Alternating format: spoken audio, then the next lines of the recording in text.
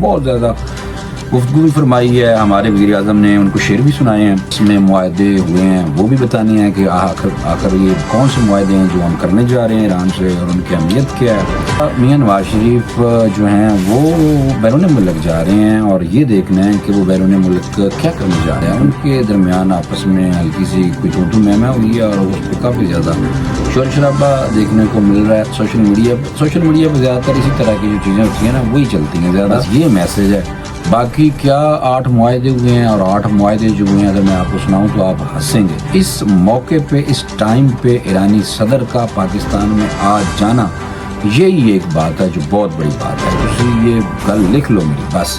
ابراہیم رئیسانی صاحب کوئی بات نہیں، یہ ہم بھی مسلمان ہیں اور ہمارا ان کے ساتھ لگاؤ ہے. انہوں نے جناب 2-4 بڑے جھوٹ بولے کہ جی مجھے تو باجوہ صاحب کی وجہ سے میں ملک سے باہر بھاگا ہوں، مجھے انہوں نے نکالا.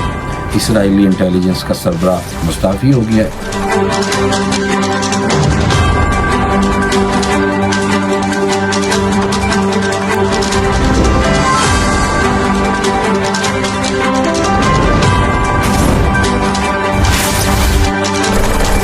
بسم اللہ الرحمن الرحیم. السلام علیکم. ٹاکرا ایکسکلوسیو میں خوش آمدید. آج 2-3 موضوعات ہیں جس پہ بات کرنی ہے. ایک موضوع وہ ہے کہ ایرانی صدر پاکستان آ چکے ہیں اور پاکستان آ کے انہوں نے کی گلاں کی ہیں یہ آپ کو بتانا ہے کہ انہوں نے بہت زیادہ گفتگو بھی فرمائی ہے. ہمارے وزیر اعظم نے ان کو شعر بھی سنائے ہیں اور شعر بھی بڑے زبردست سنائے ہیں اور کچھ آپس میں معاہدے ہوئے ہیں وہ بھی بتانے ہیں کہ آخر یہ کون سے معاہدے ہیں جو ہم کرنے جا رہے ہیں ایران سے اور ان کی اہمیت کیا ہے.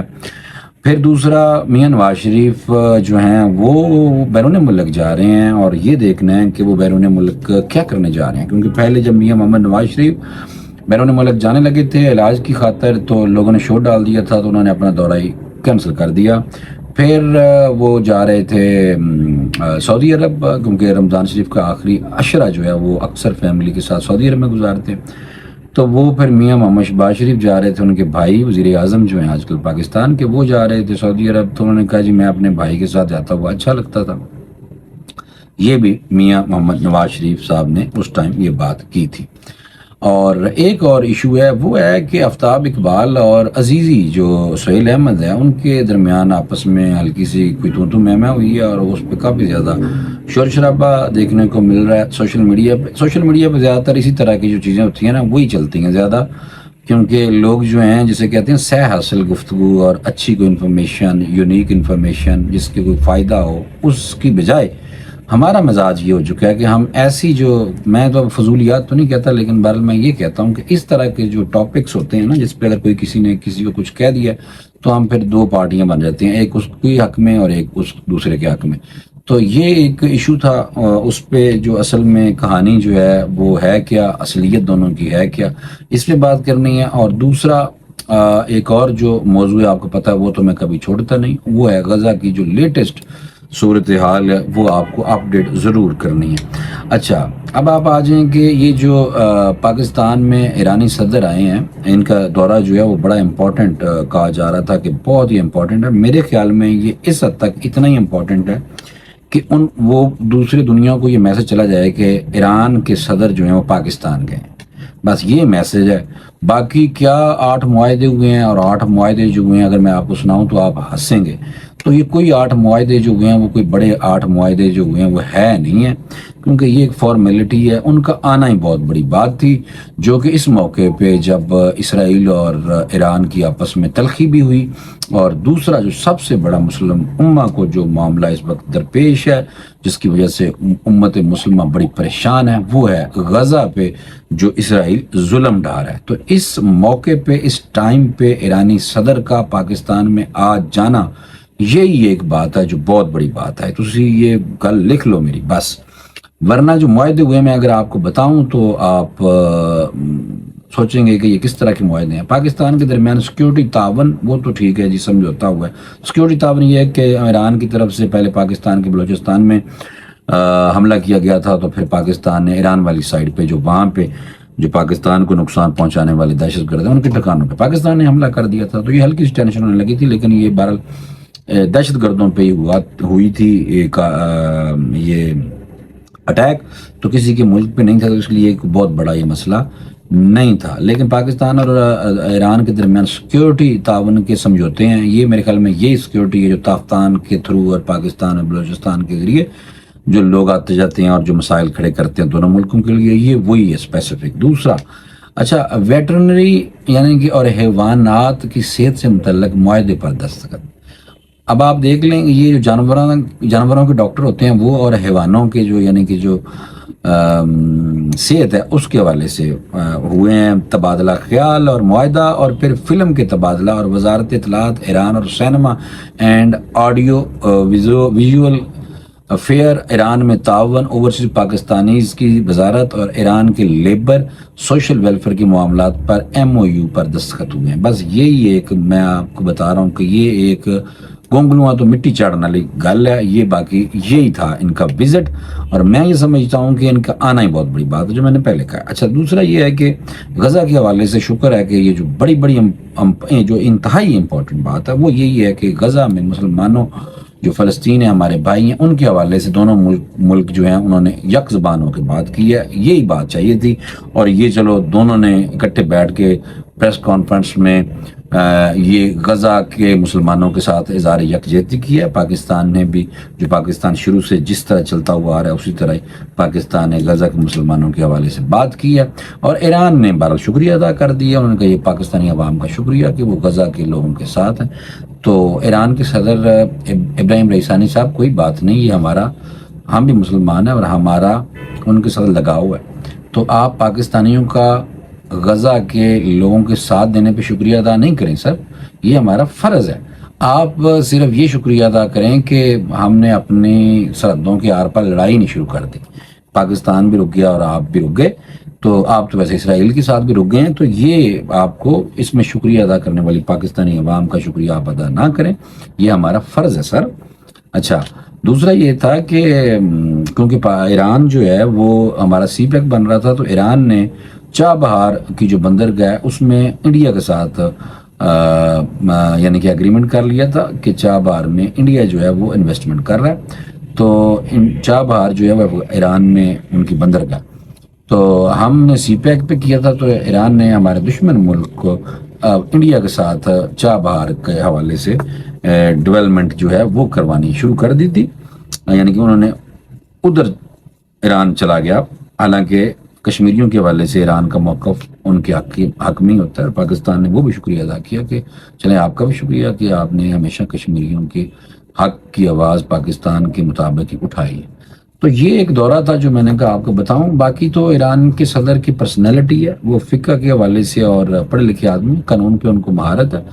اور دوسرا یہ ہے کہ ایک جو بڑی اہم موقع پہ وہ مشکل گھڑی ہے غزہ میں مسلمانوں پہ، تو یہ آئے پاکستان میں، اور ان کے ساتھ دونوں ملکوں کے اوپر والے جو ٹاپ لیڈرشپ ہے انہوں نے بیٹھ کے تو آپس میں غزہ کے لوگوں کو صرف یاد کیا، باقاعدہ ان کے لیے جو جسے کہتے ہیں نا مسلمان مدد کے لیے چلے جاتے ہیں دوسرے مسلمان کو اگر تکلیف ہوتی ہے، تو ابھی تک ہم نے یہ کام شروع نہیں کیا. ایران نے بھی صرف یہ کیا تھا کہ ایران پہ کیونکہ ان کی امبیسی پہ دمشق میں اسرائیل نے اٹیک کیا، تو ایران نے اس کا بدلہ لیا. ایران نے غزہ کے لوگوں کے لیے تو جا کے وہاں لڑائی شروع نہیں کی، کیونکہ غزہ کے جو لوگ ہیں وہ بڑے خوش ہو رہے تھے کہ اور وہ دعائیں دے رہے تھے آیت اللہ خامنائی کو کہ جی آپ کا شکریہ، آپ ہماری مدد کے لیے آئے. تو وہ بھائی جان فی الحال کچھ نہیں، وہ رک گیا سارا کچھ، اور جو سلسلہ ہے وہ بہرحال اسی طرح چل رہا ہے جو اسرائیل بدماشی کر رہا ہے. اور دوسرا یہ ہے کہ جو صدر ہیں ایران کے وہ کیونکہ ڈاکٹر بھی ہیں، تو یہ PhD اسکالر ہے، تو یہ صدر ڈاکٹر ابراہیم رئیسی صاحب جو ہیں وہ کراچی بھی جائیں گے. جناب آصف علی زرداری صاحب سے صدر پاکستان سے بھی ملاقات ہے، کیونکہ آصف علی زرداری صاحب کی محبت ہے اکثر ایران کے ساتھ. اور ایران گیس پائپ لائن کے حوالے سے میں نے ابھی تک کوئی بات نہیں سنی. امید ہے کہ یہ Iran Pakistan gas pipeline پہ بھی کوئی ڈیولپمنٹ ہوگی. صدر پاکستان آصف علی زرداری سے ملاقات ہے، پھر اس کے بعد صدر جو ہیں ایران کے وہ پنجاب جائیں گے، اور پنجاب کی وزیر اعلیٰ جو ہیں مریم نواز صاحبہ ان سے ملاقات ہے، پھر وہ کراچی بھی جائیں گے. تو یہ میں نے کہا چلو وزٹ جو ہے وہ یہ میں آپ کو بتا دوں کہ فی الحال یہی جو سائن ہوئے ہیں، یہ اتنے کو سائن ہوئے ہیں، یہی MOU سائن ہوئے ہیں، اور یہی جو آپس میں جو معاہدے ہیں وہ یہی معاہدے جو میں نے آپ کو بتا دیے. دوسری طرف آ جائیں، میاں محمد نواز شریف صاحب جا رہے ہیں ملکوں باہر. اور وہ جا رہے ہیں 5 دنوں کے لیے، وہ جا رہے ہیں جناب چین. ٹھیک ہے سر، وہ آج رات انہوں نے چلے جانا ہے، بس ابھی چلے جانا تھوڑی دیر تک، اور وہ چین جائیں گے، 5 دن وہاں چین میں رہیں گے.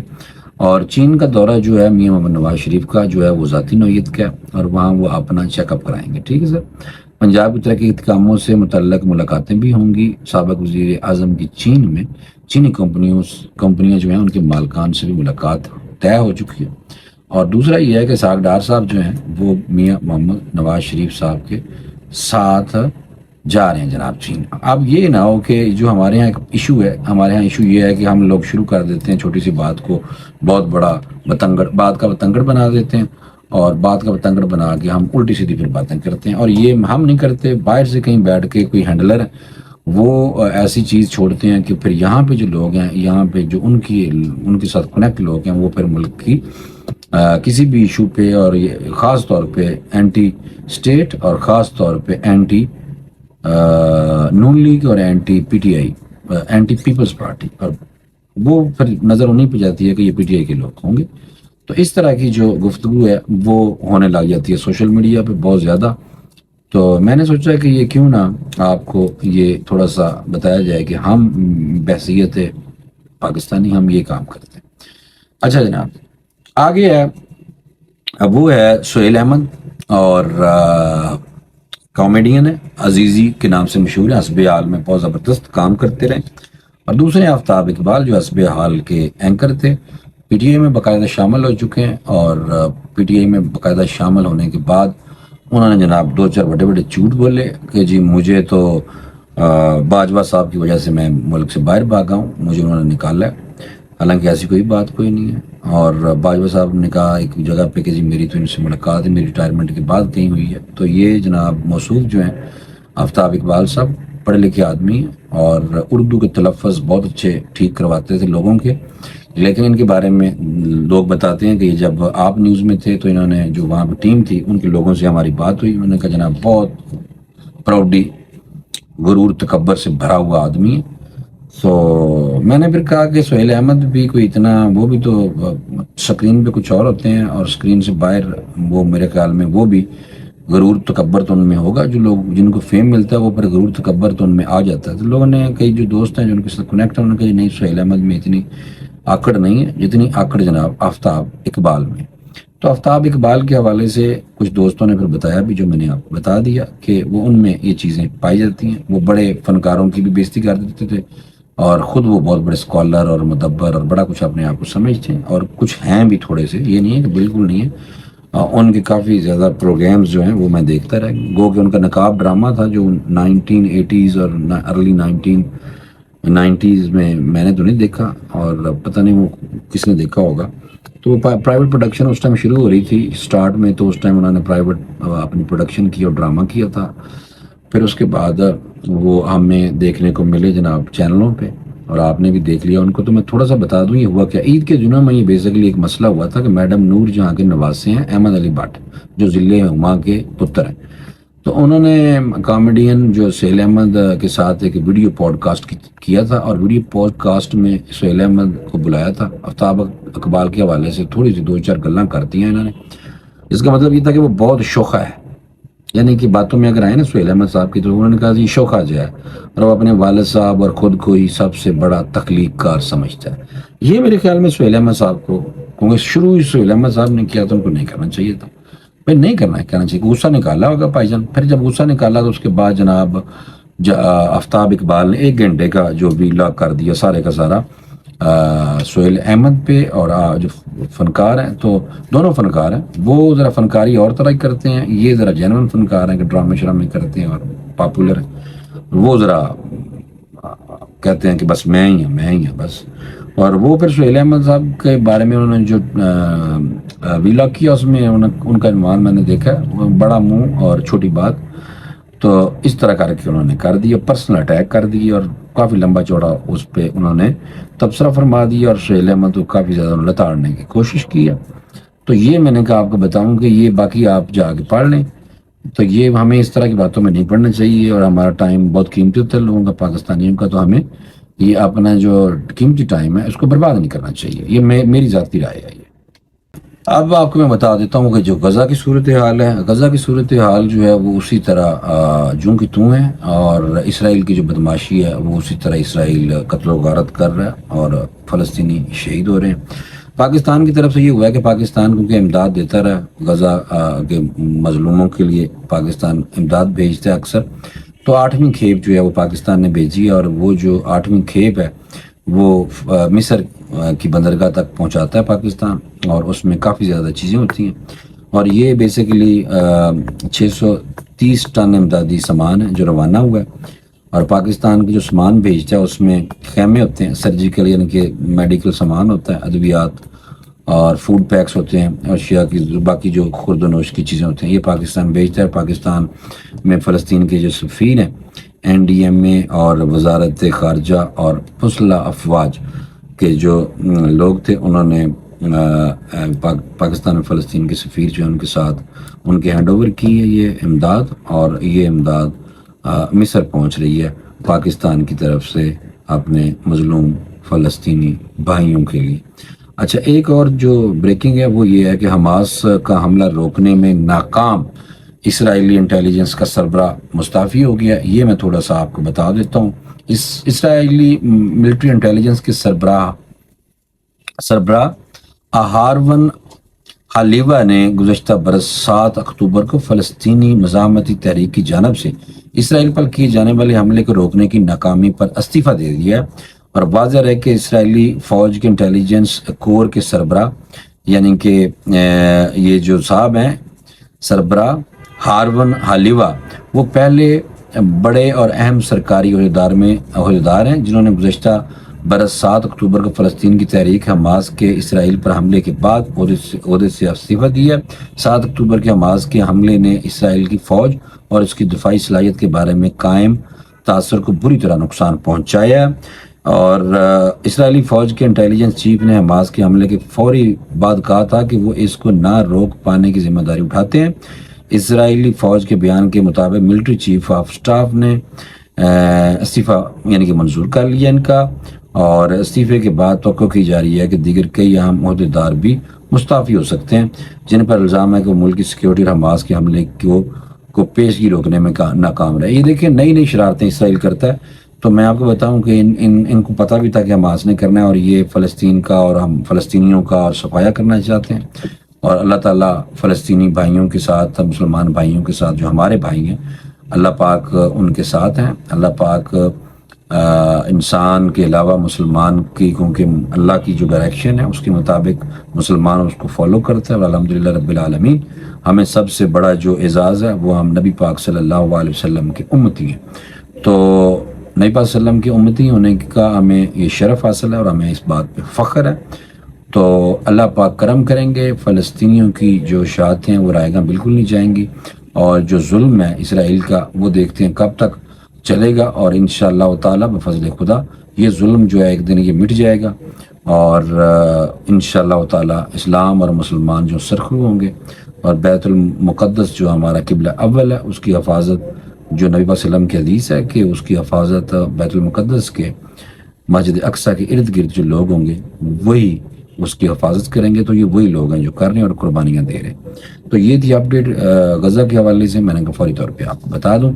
مجھے دیجیے اجازت، انشاءاللہ اگلے ویلاگ میں دوبارہ ملاقات ہوگی۔ السلام علیکم۔